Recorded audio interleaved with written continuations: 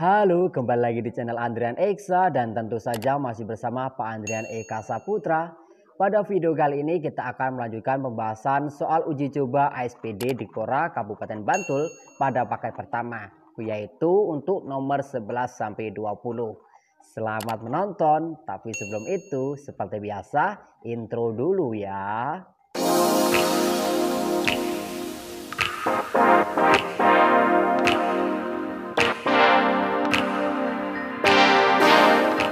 Oke, baiklah kita lanjutkan pembahasannya. Hari ini kita akan melanjutkan untuk nomor 11 sampai 20. Ini masih di soal uji coba ASPD Bahasa Indonesia di Quora yang kemarin ya.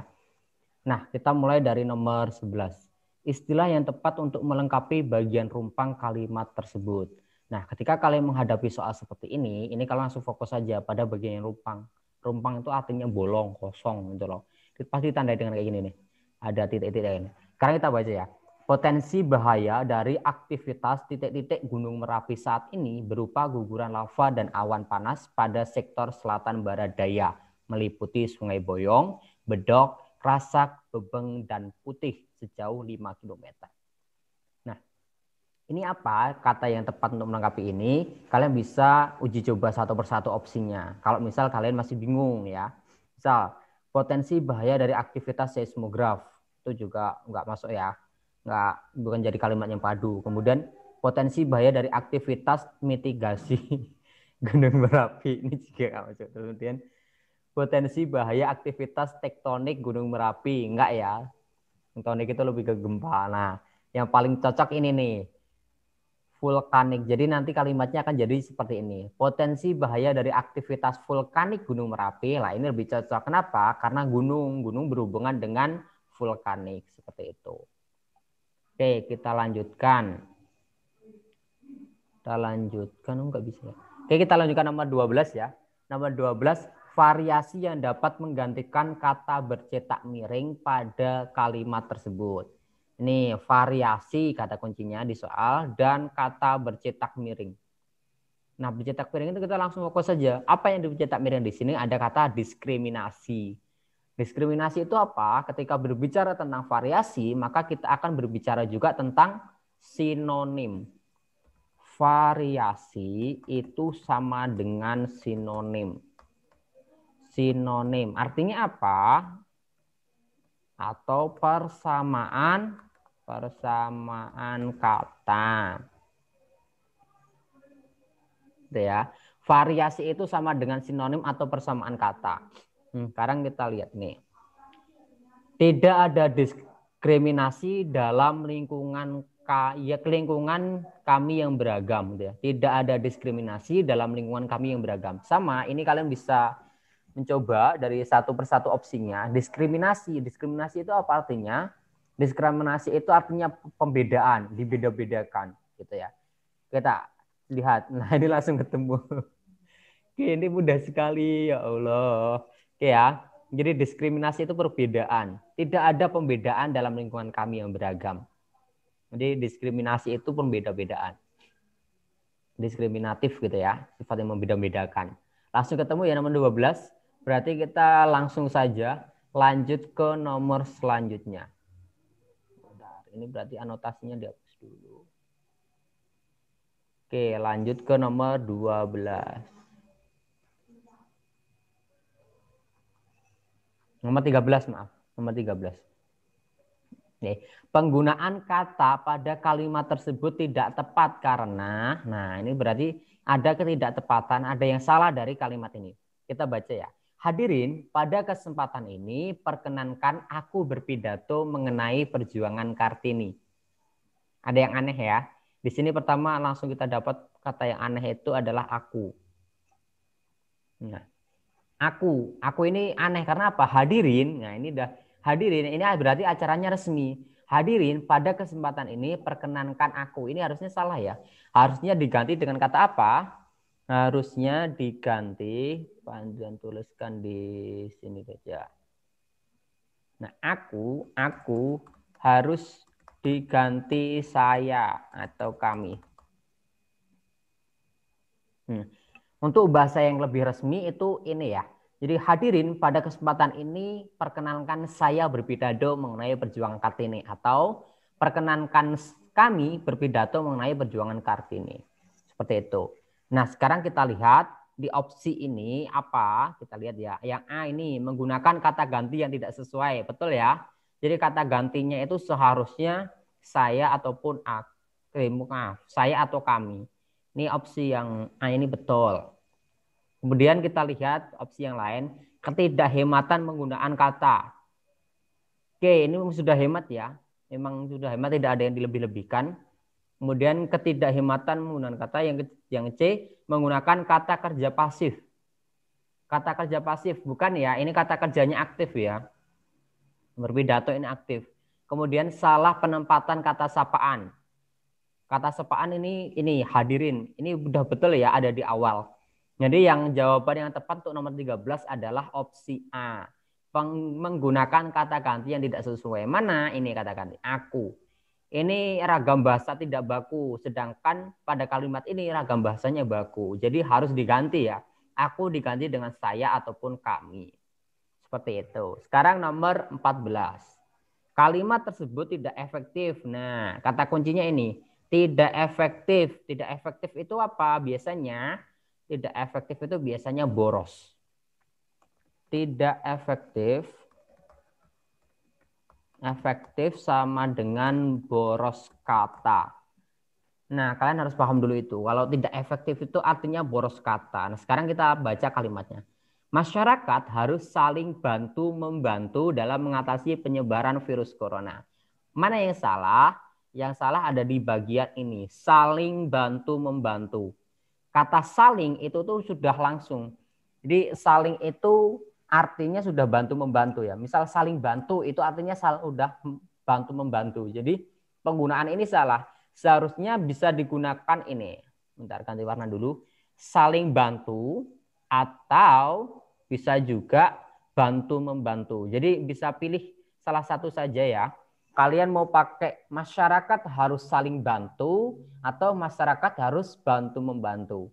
Itu boleh, tetapi ketika masyarakat saling bantu-membantu itu yang kurang tepat, gitu ya. Sekarang kita lihat jawabannya. Yang A, mengandung kalimat yang bermakna ganda. Tidak. Kemudian penggunaan kata tugas yang tidak tepat. Oke, tidak. Kemudian ketidaklengkapan struktur kalimat. Struktur kalimatnya sudah lengkap ya, ada subjek, terus predikat, kemudian ada keterangannya. Ini udah bisa. Jadi ketika kalimat itu udah ada subjek dan predikatnya, itu sudah bisa menjadi kalimat. Tidak harus ada objek dan sebagainya. Cukup misalnya saya makan, saya minum, itu udah bisa jadi kalimat. Kemudian yang opsi D, penggunaan kata yang berlebih ya. Ini langsung ketemu ya.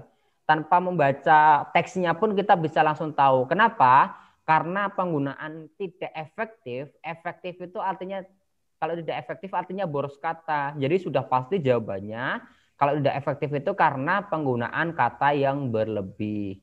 Jadi jawaban yang tepat dari nomor 14 adalah opsi D. Oke, gitu ya. Sekarang kita lanjutkan untuk nomor 15. Sementara ini masih taraf mudah ya soal-soalnya. Oke, nomor 15 ini paragraf tersebut tidak padu. Nah, sebelum masuk ke pembahasan inti, kita harus tahu dulu tidak padu itu artinya apa. Oke, yang dimaksud dengan tidak padu itu tidak padu artinya tidak nyambung. Nah, ini mudahnya seperti itu. Tidak padu itu artinya tidak nyambung. Nah, sekarang kita baca dulu kalimatnya. Bukan kalimat, tapi paragrafnya. Oke, pesisir barat merupakan salah satu kabupaten yang ada di Provinsi Lampung yang menyimpan surga destinasi wisata. Provinsi hasil pemekaran dari Kabupaten Lampung Barat ini merupakan surga bagi para pecinta destinasi wisata pantai. Ikan-ikan segar banyak terdapat di pasar ikan Kota Krui yang didapatkan oleh para nelayan setempat. Banyak turis domestik maupun mancanegara mengunjungi pantai-pantai. Oke, ini udah boleh di kabupaten ini untuk menikmati keindahan panorama alamnya atau hendak berselancar. Oke, sebenarnya ini sudah, ini ya, ini kita lihat. Kalimat pertama ini pembahasan apa? Bahas tentang pesisir ya. Kalimat pertama itu membahas tentang pesisir. Oke, kemudian pesisir yang mana? Provinsi Lampung gitu kan. Provinsi Lampung itu ternyata ada pesisir barat ini dari mohon maaf, dari kalimat pertama ini membahas tentang pesisir barat. Pesisir barat itu dijelaskan lagi oleh kalimat nomor 2, yaitu provinsi hasil pemekaran dari Lampung Barat. Nah, masuk ke nomor 3, ini sudah tidak nyambung ya, karena di nomor 2 ini kalimat akhirnya ini ada destinasi wisata pantai. Tetapi nomor 3 langsung membahas tentang ikan-ikan segar di pasar ikan Kota Krui. Ini udah tidak nyambung ya. Langsung ketemu. Yang jadi masalah adalah di kalimat nomor 3. Karena di nomor 4 ini udah betul ya. Jadi banyak turis mancanegara ataupun domestik yang mengunjungi pantai. Nomor 3, jawabannya berarti C. Mudah sekali bukan? Jadi ketika kita mengerjakan soal itu pahami dulu pertanyaannya itu bagaimana. Oke, nomor 15 C. Lanjut sekarang ke nomor 16. Oke, nomor 16. Kata bentukan yang tepat untuk melengkapi paragraf rumpang tersebut adalah sama ya. Jadi kata bentukan itu apa? Kata bentukan itu artinya kata hasil bentukan dari kata dasar. Pak Andrian tulis di sini, bentar. Kata bentukan itu sama dengan kata dasar plus imbuhan. Plus imbuhan.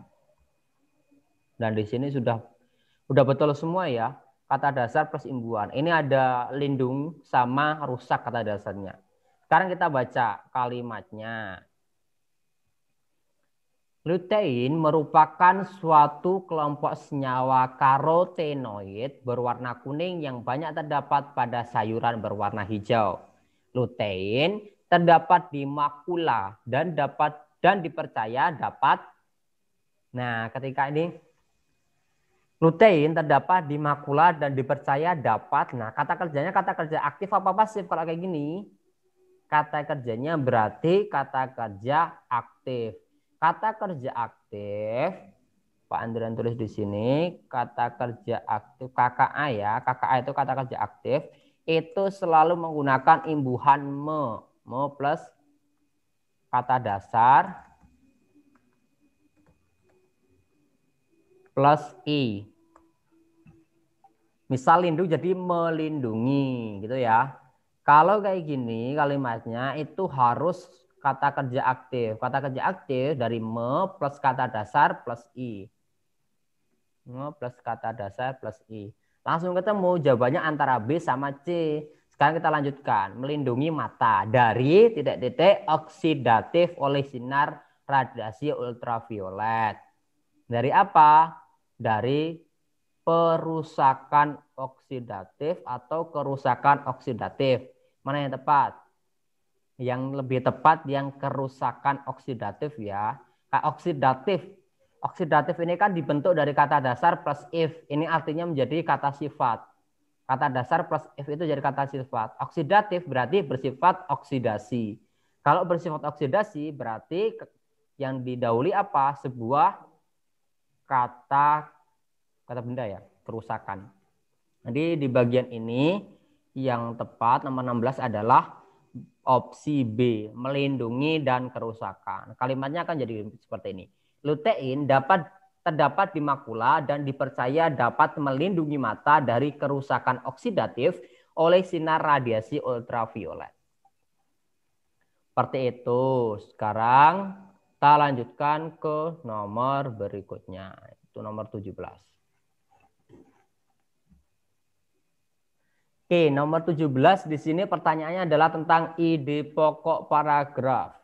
ide pokok itu inti ya, mudahnya adalah inti. Inti ceritanya itu bahas tentang apa gitu doang ya. Sekarang kita bahas.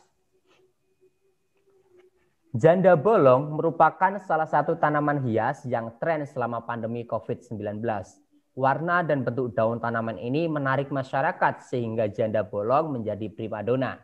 Tanaman ini merupakan anggota suku Araceae atau talas-talasan dari marga Monstera. Nama janda bolong berasal dari bahasa Jawa ron podo bolong.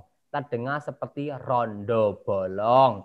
Pengucapan rondo terdengar hampir sama dengan rondo yang berarti janda. Nama tersebut menjadi langsung populer di pasar tanaman hias janda bolong. Tuh. Nah, kalau dari teks tersebut kita langsung tahu bahwa teks ini membahas tentang janda bolong. Ya, sekarang kita lihat opsinya. Yang pertama, klasifikasi tanaman. Tidak ya, tidak dibahas di sana. Dan daya tarik. Daya tarik juga tidak, meskipun sedikit tadi dibahas tentang daya tarik bahwa menjadi populer. Kemudian keindahan tanaman tidak dibahas sama sekali. Dan opsi D, tanaman hias tren saat masa pandemi. Ini jelas ya, dan ini juga tertulis di kalimat pertama. Jadi ide pokok ya, bukan ide pokok. Ide pokok paragraf itu kalau di dalam soal bahasa Indonesia yakinlah pasti berada di kalimat pertama atau terakhir. Meskipun ada ide pokok yang terkadang ada di tengah, tapi itu tidak pernah muncul di dalam soal bahasa Indonesia. Itu hanya teori semata ya. Sekarang kita langsung jelas ya bahwa jawaban nomor 17 adalah D. Tanaman hias yang tren saat pandemi COVID apa? Yaitu janda bolong. Seperti itu ya. Lanjut ke nomor 18. Sejauh ini masih mudah soalnya. Lebih mudah dibandingkan yang nomor 1 sampai 10 kemarin. Nomor 18. Untuk membahas tentang ringkasan, kita harus paham dulu ini. Teks ini membahas tentang apa? Baik paragraf 1 maupun paragraf 2. Sekarang kita baca paragraf 1 dulu. Corona merupakan famili virus yang menyebabkan penyakit mulai dari flu biasa hingga penyakit yang lebih berat seperti Middle East Respiratory Syndrome atau Severe Acute Respiratory Syndrome. Pada 11 Februari 2020, WHO mengumumkan nama virus corona jenis baru tersebut adalah Coronavirus Disease 2019 atau menjadi COVID-19. Masa inkubasi dapat bervariasi. Nah, ini udah beda bahasan lagi ya. Di bahasan pertama membahas tentang virus corona.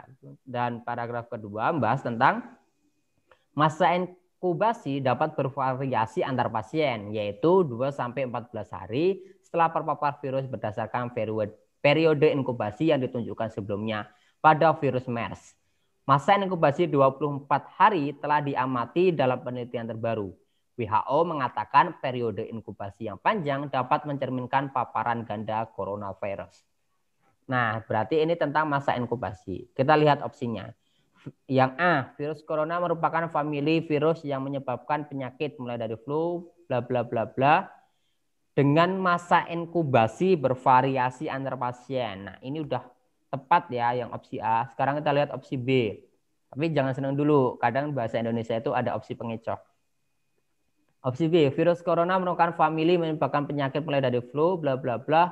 Middle East ini hanya paragraf pertama. Kemudian nomor 3 pada 11 Februari mengumumkan tentang jenis baru. Ini juga paragraf pertama aja. WHO mengatakan periode inkubasi panjang mencerminkan paparan ganda coronavirus. Ini juga paragraf kedua saja. Karena ringkasan itu adalah ringkasan keseluruhan teks, maka yang tepat adalah A. Itu ya. Nomor 18 ini jawabannya yang tepat adalah A. Karena ada di paragraf pertama dan paragraf kedua. Seperti itu. Lanjut ke nomor 19 yang tadi sempat terlewat ya. Kita besarkan lagi biar lebih enak. Oke, simpulan sama dengan ringkasan, tetapi lebih ringkas lagi. Jadi ringkasannya ringkasan, gampangnya seperti itu. Sekarang kita lihat, setiap anak adalah anugerah individu yang unik. Tadi kita udah baca ini ya. Unik, untuk itu diperlukan suatu cara agar anak merasa nyaman dan tidak terbebani dalam belajar. Misalnya dapat menggunakan cara belajar secara aktif positif atau active learning, belajar yang menarik atau attractive learning, dan belajar yang menyenangkan atau joyful learning. Itulah sebabnya dibutuhkan inovasi dalam pendidikan. Karena kita lihat simpulan dari opsi-opsinya. Anak adalah anugerah yang harus disyukuri. Itu hanya hanya kalimat pertama. Kemudian anak adalah anugerah individu yang unik dan alamiah. Ini juga baru sebagian. Inovasi pendidikan diperlukan. Ini juga bisa tepat yang opsi C ya. Yang D, setiap anak berhak berkembang ilmiah tanpa terbebani dalam belajar. Nah, ini yang lebih tepat. Kenapa? Karena di sini membahas tentang anak, membahas tentang pembelajaran juga. Ya, anaknya berkembang secara alamiah. Alamiah itu gimana? Ya tidak terbebani tadi, tidak dikotak-kotakkan seperti itu. Jadi untuk nomor 19, opsi yang paling tepat adalah D. Setiap anak berhak berkembang alamiah tanpa terbebani dalam belajar. Sekarang kita lanjutkan ke nomor terakhir yaitu nomor 20. Oke, kita pindahkan dulu biar enak. Oke, nomor 20 ya. 20 di sini ada kekurangan dan kelemahan buku. Kekurangan dan kelemahan buku berarti ini adalah teks ulasan. Gampang sekali. Kalian fokus saja pada kekurangannya aja. Buku ini bahas apapun kalian fokus ke kekurangan buku itu aja. Sekarang kita baca. Novel yang berjudul My Idiot Brother karya Agnes Danovar ini mempunyai cerita yang menarik. Oke, ini kelebihan. Kisah suka duka Angel yang mempunyai kakak mengidap penyakit Down syndrome atau idiot dikisahkan dengan lancar. Ini juga kelebihan. Di samping itu, sampul bukunya juga menarik, membuat orang tergiur untuk membacanya. Ini kelebihan ya, ini kelebihan dari teksnya. Jadi kalau ini bukan jawaban yang tepat, tapi kita lihat di kalimat selanjutnya. Akan tetapi, nah, di dalam novel tersebut ada sedikit kata-kata yang agak mengganggu karena berkonotasi kurang sopan menurut kebudayaan kita. Nah, inilah yang disebut dengan kekurangan. Sekarang kita lihat opsinya. Nah, kisah seorang mengidap Down syndrome. Ya, betul, tapi bukan kekurangan. Sampul buku terdapat membuat pembaca tergiur. Ini jelas sangat bukan kekurangan ya. Terdapat beberapa kata yang berkonotasi kurang sopan. Nah, ini kekurangannya. Yang D ini penggunaan bahasa dalam penceritaan tokoh. Tidak dibahas sama sekali. Jadi yang paling tepat nomor 20 adalah opsi C. Terdapat beberapa kata yang berkonotasi kurang sopan. Nah, itu tadi pembahasan yang bisa Pak Andrian sampaikan untuk soal bahasa Indonesia dalam uji coba ASPD Dikpora Kabupaten Bantul paket pertama nomor 11 sampai 20. Ini merupakan video lanjutan yang kemarin. Jika kalian ingin pembahasannya lebih lengkap, mungkin sampai nomor 40 ataupun di paket selanjutnya, kalian bisa tuliskan di kolom komentar ya. Terima kasih, selamat belajar dan semoga sukses ya. Semoga pembelajaran kalian makin menyenangkan. Dan jika ada pertanyaan apapun tentang bahasa Indonesia, bisa langsung ditanyakan di kolom komentar. Sampai jumpa di video selanjutnya.